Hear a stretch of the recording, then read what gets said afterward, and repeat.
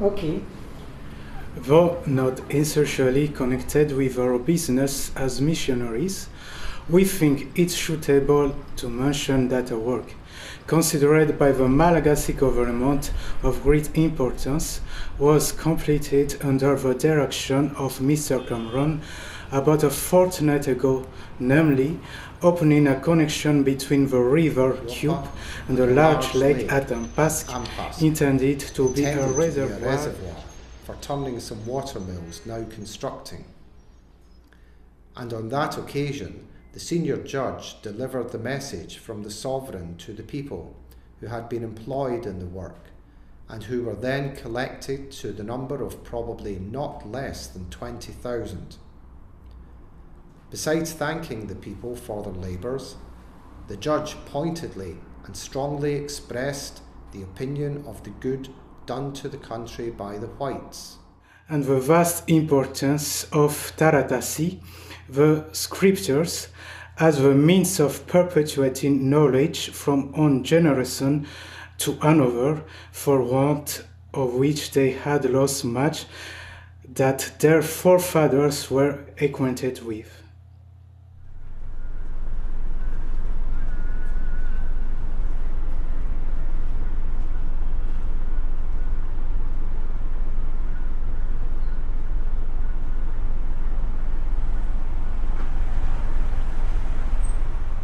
Several years ago, I pointed out to the Malagasy government the benefit the community may derive from a small establishment for the regular manufacture of iron of various kinds and of steel, and enumerate the various articles which may be called by means of the country, which are now only imported, or if made in the country, are made of rough iron at great expense of the time and labor. I have, however, always found that, in that view of the government, though their values hide of the general manufacture of iron in an imperfect manner, still the art of casting cannon appeared to them of first rate importance, and they were will some years ago to employ me in establishing a foundry. A condition of cannon should be and they will willing some years ago to employ me in establishing a foundry of condition that cannon should be made.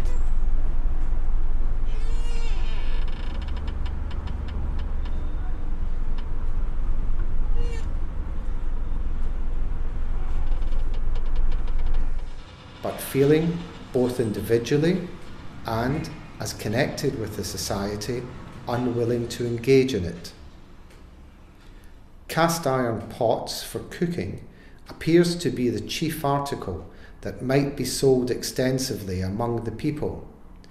Some thousands of those, if cheap, might be sold yearly.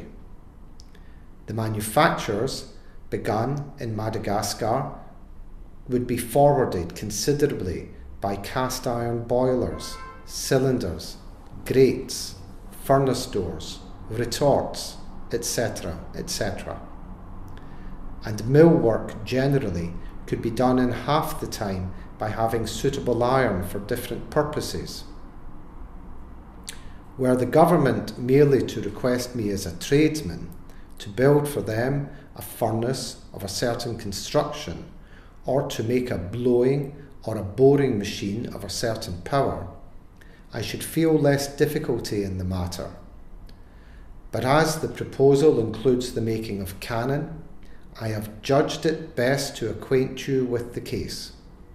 And if the directors should be of the opinion that it would be improper for anyone whom they have sent out to engage directly or otherwise in the making of cannon, I think it would be my duty to decline it entirely, and if no other work could be found in the country, to proceed forthwith to some other place where work could be found. But if on the other hand the director should think that, as it is perhaps impossible to bring uncivilized people to any great acquaintance with European arts and manufacture without at the same time bringing them to some acquaintance with the mode of making the Europeans apparatus of warfare. It would be little more than a nominal destruction as the result for the artisan to endeavor to advance such a pupil only does things which are not used in war, and that therefore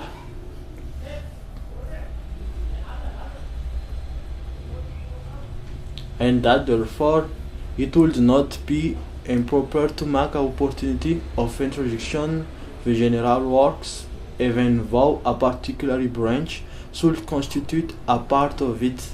Then, and as it seems in accordance with the wish of the most of members of the mission, I should have no objection to try the establishment of the foundry. Non, ça va être comme Ok. ça maintenant. Je sais pas comment ça se fait. Je teste juste. Voilà, je remonte un peu. Oui. Ok.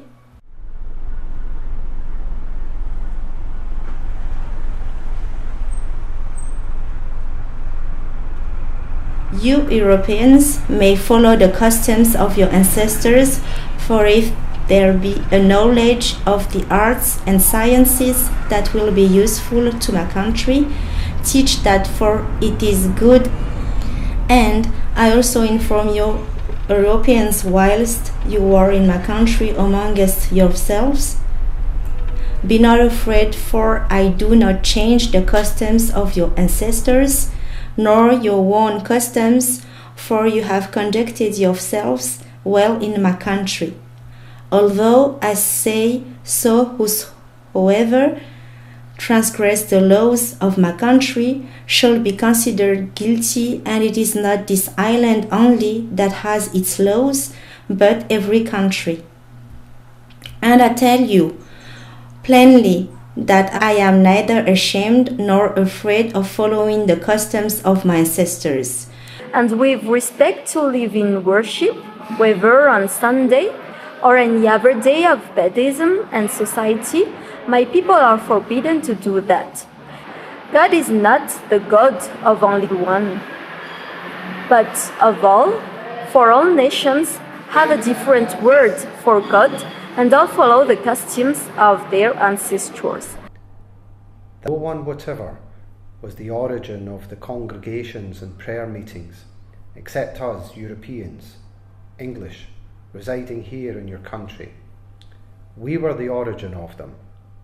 Permit us therefore to say that as none but us Europeans were the means of introducing them, and there were none in the country before, we only perhaps should bear the blame, if indeed any blame is attached to them. There is no blame attaching to you, none wherever, with regard to your instruction. I am neither ashamed nor afraid to act according to the tenor of the laws of my country. Such are the words of the sovereign which he was ordered to be sent in answer to your letter.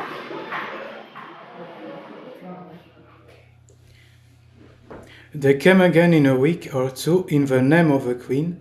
She said she was pleased with what I had done in the country, and with the mode of doing it, and that she should be glad if I should return, and more particularly as she still wanted her people instructed more perfectly in the manufacture of some things, chiefly connected with military operations.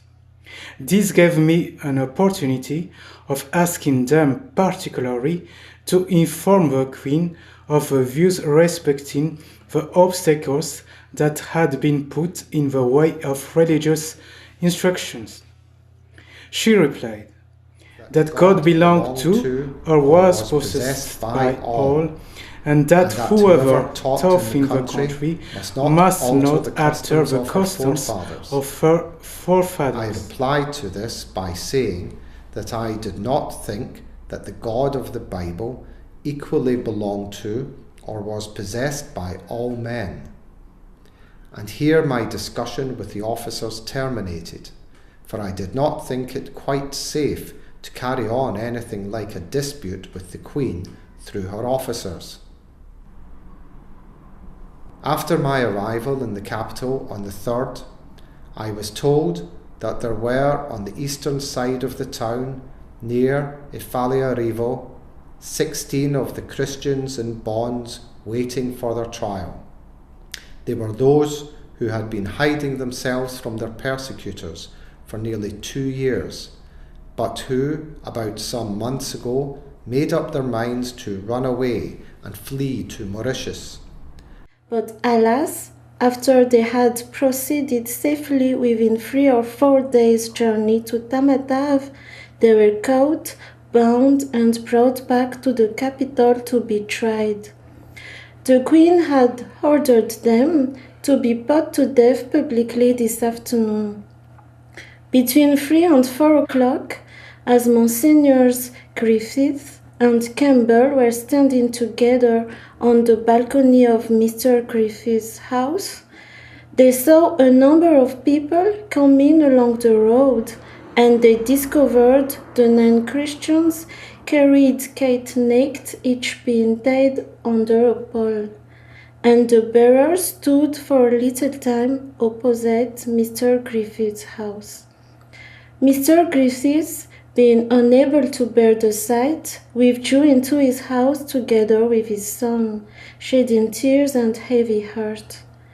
Thus the persecutions of the Christians is still carried on, and the same hostility to the gospel and the work of the missions is manifested by the Queen and her counselors, that there is not the least hope that the door will be opened for us to resume our labors as formerly in this country. A represents the ground already secured. B, the slip to be added. C, the proposed place for the school. D, the spot nearly where the bodies of the 4 Christians were burned. 6. Then we have been employed in preparing the ground dressing stones for the building, getting wood limb for the work. And yesterday we began to build a part of the foundation. It will be interesting to Mr. Ellis and the directors to know that in digging out the ground for the foundation, we crossed the very spot where the woman was burned who gave birth to a child in the flames. There was some doubt as to the precise spot where she suffered. When we began to dig on of the man who lived not far from the place, affirmed that the spot was quite near to where they were began digging. And in an hour or so, and near the spot indicated, we dug up within 2 spheres of a yard or 2 undoubted memorials of that affecting scene, consisting of charcoal and ashes, known by the natives as belonging to the dried shoal, which was then heaped around the martyr, and one discovered among the ashes part of human bone belonging to the shoulder, which the natives also considered as part of her remains.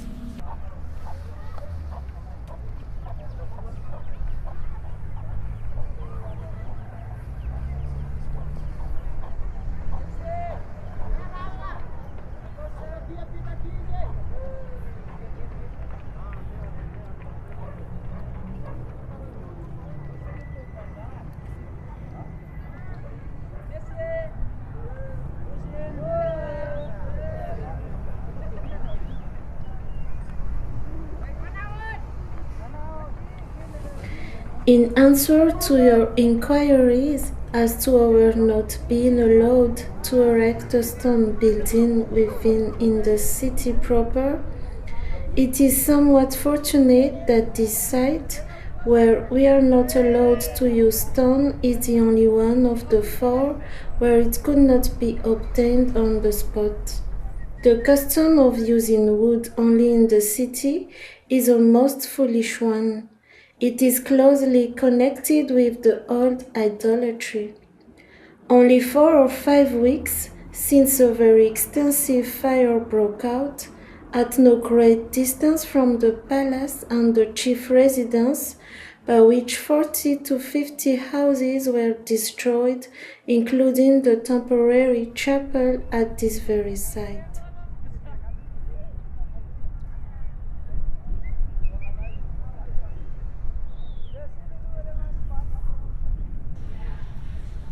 About the year 1830, I had bricks made here of the commonest pottery, clay of the country. I gave the people mold and showed them how to use them. They took the mold to their village and brought back a certain quantity of the burnt bricks, but they were never very well made, not very well burnt. About 3 years ago, I had done bricks made for the late king of a superior description, very resembled in color a brick made in our near London called Muln previous, but they were of shafter and easily cut into any ordinary form. It is made of a mixture of two clays, the one of repure tenacious blue clay, the other much less tenacious and often contain a notable proportion of mica is small shining scales.